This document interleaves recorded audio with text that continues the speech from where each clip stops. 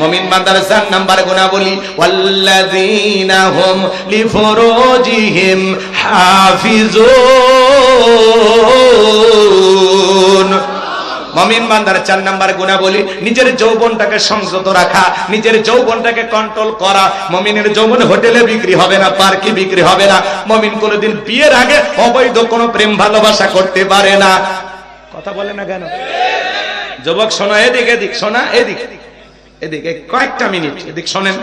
আল্লাহ বলেন ওয়াল্লাযীনা হুম লিফুরুজিহিম হাফিজুন, যারা নিজের যৌবনটাকে সংযত রাখে, নিজের যৌবনটাকে কন্ট্রোল করে। আল্লাহ শিশুকালের হিসাব নেবেন না, হিসাব নেবেন যৌবনকালের, যে যৌবনকালটা কোন কাজে ব্যয় করেছো। বৃদ্ধ বয়সে চাচা, যেই পৌষ মাস মাঘ মাস পড়ে গেছে, যে প্রচন্ড শীত, রাত 2টার দিকে বলে যদি বলেন চাচা পুকুর থেকে একটু গোসল করে আসেন, তো চাচা বলবে হাতিজে এই শীতে গোসল করে পুকুর থেকে ওঠার মতো ক্ষমতা থাকবে তো? কিন্তু একটা যুবককে যদি বলেন 2000 টাকা পুকুর থেকে একটু যুবক গোসল করে আসো, যুবক বলবে হুজুর টাকা বের করেন, কাপড় খুলছি। কারণ ওর একটা পাওয়ার আছে, স্পিরিট আছে, দেহের একটা শক্তি আছে, ওর রক্তের একটা গরম আছে। 80 বছর বয়স হয়ে গেছে, 70 বছর বয়স হয়ে গেছে, চাচিমা যদি গরম পানি করিয়ে দেয়, তাহলে শীতের দিনে চাচার ভাগ্যে অজু জোটে। গরম পানিও নেই, চাচার অজু নেই, নামাজও নেই। কিন্তু যৌবন কালে ঠান্ডা পানিতে উজু বানায়া নিরলায় নিবৃত্তিতে যাই নামাজে দাঁড়িয়ে যাওয়ার ক্ষমতা যুবকের আছে না? বৃদ্ধকালে লম্বা সময় রুকু থাকলে মনে হয় পড়ে যাব, বেশিক্ষণ সিজদা থাকলে মানে দমটা আটকে মারা যাব। কিন্তু যৌবনকালে এই সমস্যাগুলো হয় না। এই জন্য আল্লাহ তাআলা আমাদের এই যৌবনকালের ইবাদতটাকে পছন্দ করেন। আমরা যৌবনকালে শয়তানের ওয়াসওয়াসায় পড়ে গুনাহ করতে ভালোবাসি, আড্ডাবাজি দিতে ভালোবাসি, হই হুল্লার করে সময়টা নষ্ট করতে ভালোবাসি। আর এই যৌবনকালের সময়টা আল্লাহ বড় পছন্দ করে। যৌবনকালের ইবাদত আল্লাহ পছন্দ করে। এজন্য যৌবনকালে বেশি বেশি ইবাদত হবে কার? এ যুবক বলো কার? মনে রাখবা, শোনো, এই রঙের যৌবন একদিন জং ধরবে, এই কাঁচা দাড়ি একদিন সাদা হয়ে যাবে, টাইট চামড়াটা একদিন ঢিল হয়ে যাবে। কথা বলে ঠিক কিনা? তোমার গহনা দিন ভো রাইয়া যাইবে, গহনা দিন ভু রাইয়া যাইবে, যৌবনে লাগবে ভাটি। ওই যে দেখো ডাকিতেছে তোমায় কবরের মাটি। বলেন বলেন, ওই যে দেখো ডাকিতেছে তোমায় কবরের মাটি। যেদিন সন্ধ্যার আগেই ডুববে রে বেলা, এক নিমিষেই ভেঙ্গে যাবে তোমার রঙেরই মেলা। যেদিন সন্ধ্যার আগেই ডুববে রে বেলা, এক মিনিটেই ভেঙ্গে যাবে তোমার রঙেরই মেলা। কারে দিবা তুমি জোরে ধমক, কারে দিবা তুমি জোরে ধমক, কার মাথায় ভাঙবা লাঠি। ওই যে দেখো ডাকিতেছে তোমায় কবরের মাটি। খবর পেয়ে আসবে আত্মীয় স্বজন, তোমারই চার পাশে বসা সবাই করিবে কান্দন। সাজাইবে তোমায় মনের মতন, সাজাইবে তোমায় মনের মতন, কি সুন্দর পরিপাটি। ওই যে দেখো ডাকিতেছে তোমায় কবরের মাটি। গইরা মরো তুমি, হীরা মরো তুমি মায়ারি পিছে, এত আশা ভালোবাসা সবই যে মিশে। কোন দিন যেন আইসা পরে, কোন দিন যেন আইসা পরে আজরাইলের হাতের চিঠি। ওই যে ডাকিতেছে তোমায় কবরের মাটি। ওই যে দেখো ডাকিতেছে তোমায় কবরের মাটি। জোরে বলেন মারহাবা। যুবকরে, এজন্য আল্লাহ বলে নিজের যৌবনটাকে সংযত রাখতে হবে, নিজের যৌবনটাকে কন্ট্রোল করতে হবে। যৌবনের পরীক্ষা দিয়েছিলেন আল্লাহ নবী ইউসুফ আলাইহিস সালাম। জুলেখা একটা গোপন কক্ষে নিয়ে যায়, প্রত্যেকটা দরজায় তালাবন্দি করে কাছে যা বলে দিলে বড় জ্বালারে পাঞ্জাবিওয়ালা, হুজুর তো কিছুই বোঝে না, হুজুর সবই বোঝে, নারীর সলা কলা বোঝে না। জুলেখা কাছে আসে আর বলে, ইউসুফ তোমার চোখ দুইটা ভারী সুন্দর। ইউসুফ আলাইহিস সালাম ডেকে বলেন, এই চোখ যে আল্লাহ সৃষ্টি করেছে সে আল্লাহকে ভয় করো। জুলেখা নিজের কাপড়গুলো ছিঁড়ে ছিঁড়ে দেবতার মুখগুলো ঢাকে। ইউসুফ নবী ডেকে বলে, কাপড়ে ঢাকিলে তুমি দেবতার মুখ, কি দিয়া ঢাকিবা তুমি বিধাতার মুখ। যুবকরে, গোপন কক্ষে ইউসুফ নবী আর জুলেখা সারা দুনিয়ার কেউ নাই। এরকম চান্স যদি তুমি পাও কি করবা? হুজুর মুখে না নি, তাই নাকি? দেখো যৌবনের পরীক্ষা কেমন দিয়েছিলেন ইউসুফ আলাইহিস সালাম। শয়তানের চতুর্দিকে ফাঁদ পাতা থাকবে, কিন্তু ওই ফাঁদে পা দেয়া যাবে। শোনো শোনো শোনো, এইবার আল্লাহ নবী ইউসুফ আলাইহিস সালাম আল্লাহকে ডাক দিয়ে বলে, আল্লাহ। ইউসুফ আলাইহিস সালামের অন্তরে কার ভয়? ইন্নী আখাফুল্লাহ, অন্তরে আল্লাহর ভয়। আল্লাহকে ডেকে বলেন, আল্লাহ, জুলেখার মনের অবস্থা আমি বুঝতে পেরেছি। নিজের ইজ্জতকে বাঁচানোর জন্য সামনের দিকে দৌড় মারার দায়িত্ব আমার, আর আপনার কুদরত থেকে তালা খুলে দেওয়ার দায়িত্ব আপনার। ইউসুফ আলাইহিস সালাম আল্লাহর উপরে তাওয়াক্কুল করে আল্লাহ তাআলাকে স্মরণ করলেন বিপদে পড়ে। আযকুরুনি আযকুরুকুম আশকুরুনি ওয়া লা তাকফুরুন, তোমরা আমারে স্মরণ করো, আমি আল্লাহ তোমাদেরকে স্মরণ করব। কৃতজ্ঞতা প্রকাশ করো, কৃতজ্ঞ হইও না। আল্লাহ নবী ইউসুফ আলাইহিস সালাম আল্লাহকে স্মরণ করে যখন নিজের ইজ্জতকে বাঁচানোর জন্য আল্লাহর প্রতি তাওয়াক্কুল করে, আল্লাহর উপরে ভরসা করে নিজের ইজ্জতকে বাঁচানোর জন্য দৌড় মারলেন, আল্লাহর কুদরত থেকে প্রত্যেকটা দরজার তালা আল্লাহ খুলে দিলেন। বলুন সুবহানাল্লাহ। শেষ দরজায় জুলেখা পিছন থেকে মারছে থাবা। ইউসুফ নবীর জামা ছিঁড়ে গেছে। ইউসুফ নবী বলে, জামা ছিঁড়ে যায় যাক, ইজ্জত দেওয়া যাবে না। এইবার শেষ দরজায় যা দেখি, কথায় আছে যেখানে বাঘের ভয় সেখানে রাত হয়। জুলেখার স্বামী আজিজ মিসর দাঁড়ায় আসে। স্বামীকে দেখা মাত্র জুলেখা নেকা কান্নার অভিনয় শুরু করে দিল। দেখেন না, আমাদের সমাজে মহিলারা নেকা কান্নার অভিনয় করে, কথা বলার আগে কান্দা দিয়ে বলে আমার কেউ নাই। অনেকের বউ কথা বলার আগে কান্দা দেয়, চোখে পানি লাগাই থাকে, কান্নাকাটি করে যা বলে আমরা মনে করি মেয়ে যা বলতে সব সত্য, ছেলের মনে হয় সব দোষ, মেয়ে মনে হয় কিচ্ছু বোঝে না, মেয়ে ফিডার খায়। হ্যাঁ, কথা কর না কেন?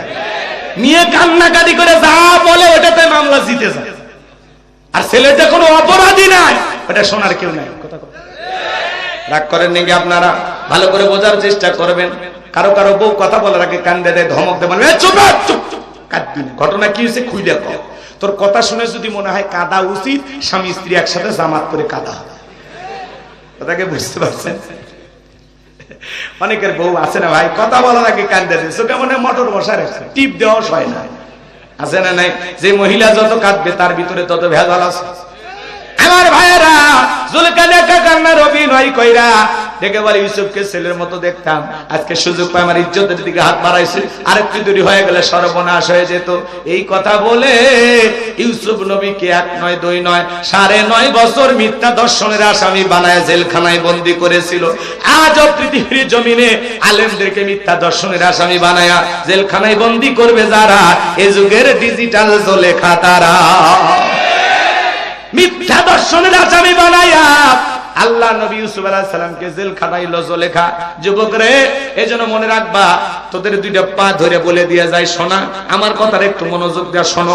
পুলিশে ধরলে বাঁচবা, র্যাবে ধরলে বাঁচবা, কিন্তু কোন নারীর ছলনার ফাঁদে, মায়ের জালে, রূপের জালে, মিষ্টি কথার ফাঁদে একবার যদি পাটা আটকে যায়, ফাঁদে পড়িয়া বগা কান্দে রে, সারা জীবন কেঁদেও ওই কাল নাগিনীর বিষাক্ত সবল থেকে তোমরা বাঁচতে পারবা না।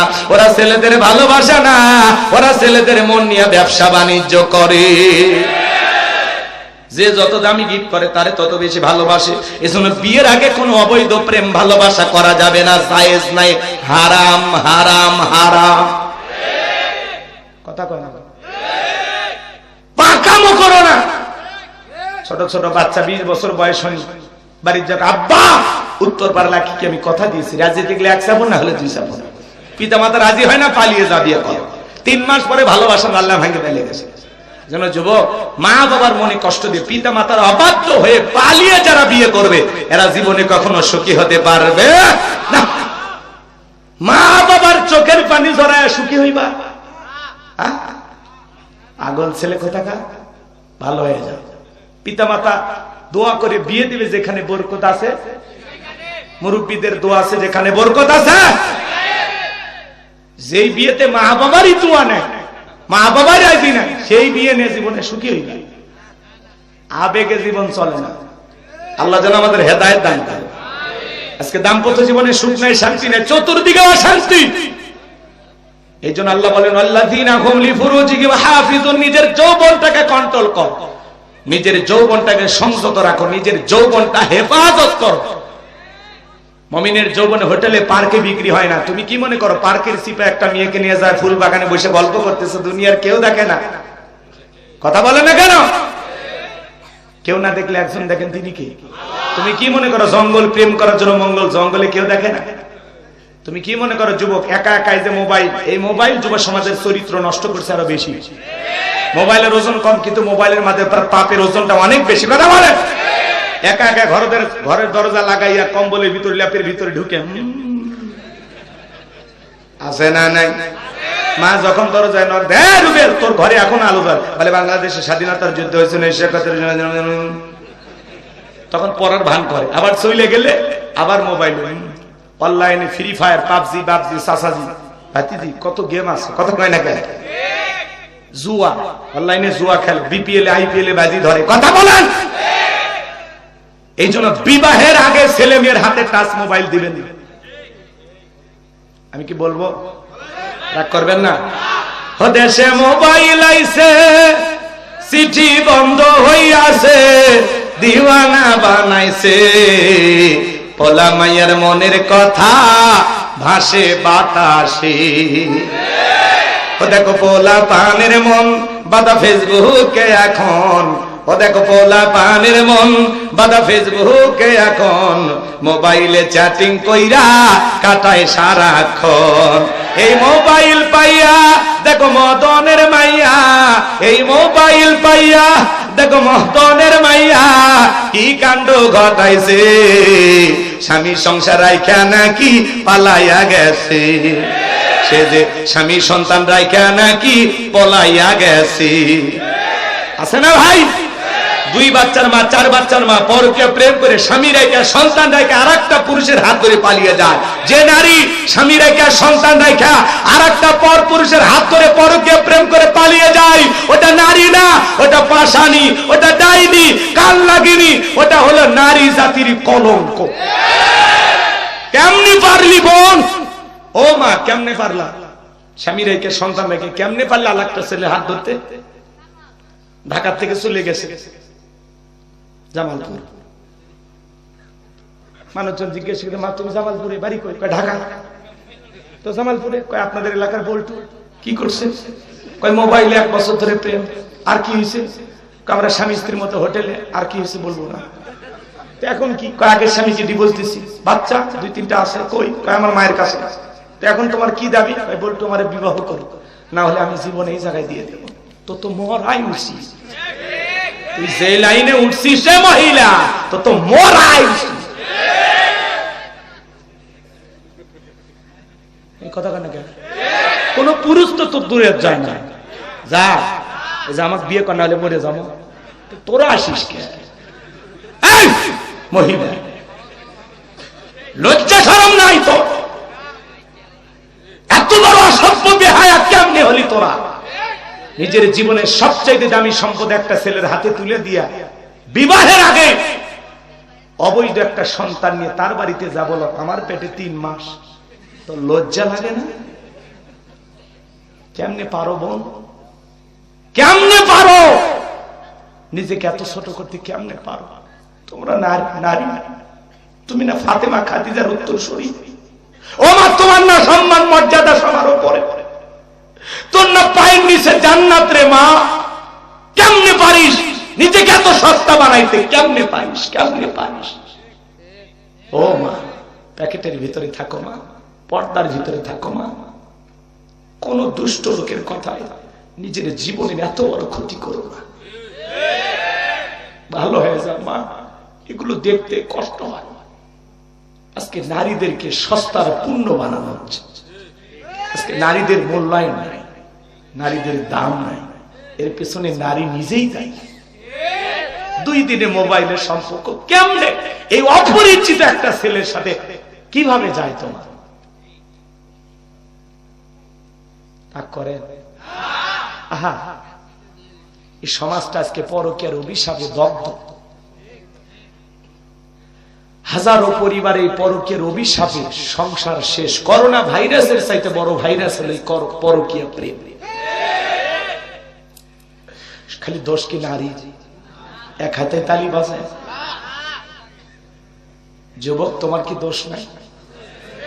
তোমার স্ত্রীর সাথে যদি কেউ পরকীয়া প্রেম করে মাইনে নেবা?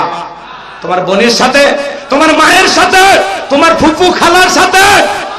তাহলে ওই মহিলা তো কারো না কারো স্ত্রী, কারো না কারো খালা, কারো না কারো ফুফু, কারো না কারো মা। তার দিকে কেমনে চোখ পড়লো? একটা মেয়ের স্বামী আছে, সন্তান আছে, সেই নারীর দিকে কেমনে নজর যায়? এত ছোট তোমার মন মানসিকতা, এত এত নিকৃষ্ট। ফাজিল ছেলে কোথাকার। তোরা মানুষ হবি কম। কথা বল না, রাগ কইরেন না বাজা। খারাপ লাগে, অনেক খারাপ লাগে। আজকে সমাজে যা চলতেছে মুখে বলা যায় না, নিজেরই লজ্জা লাগে। আল্লাহ যেন এই জাতির তরুণ তরুণীদেরকে, নারী পুরুষদেরকে হেদায়েত দান করেন। জোরে বলেন আমিন। আরেকটু জোরে বলেন আমিন।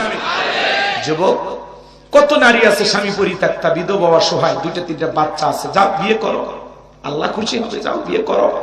কথা বলে না। কিন্তু স্বামী আছে, সন্তান আছে, সেই জায়গায় কেমনে নজর যায়? রুচিহীন ছেলে কোথাকার। কথা কয় না কেমনে, কোন ভাষায় বললে তোরা ভালো হবি বলতো? বেশি গালি দিতে পারি না তো, জবানে তো কি রহমানি হুজুর আছে, একটু টেনশনে আছে। আরো 2 দিন মাহফিল তো টেনশনে আছে। আবার আমি গাইবান্ধার মানুষ, এলাকায় সে কি ওয়াজ করা লাগে না করে আমি অত লাইন ঘাট বুঝি না ভাই। আমি উত্তরবঙ্গের মানুষ, এলাকায় চলি। ঢাকায় যে কেমনে ওয়াজ করা লাগে বুঝি। আমার দাওয়াত দিয়ে উনি বিপদে পড়ে গেছে। এই জন্য ভাইরা যারা ওয়াজ শুনতেছেন মন খারাপ করবেন না, ওনার কোনো দোষ নাই, আমি আমার লাইন মতো চলতেছি। কথা কি বুঝতে পারতেছেন? রাগ করেন? তাকবীর দেন, লিল্লাহি তাকবীর।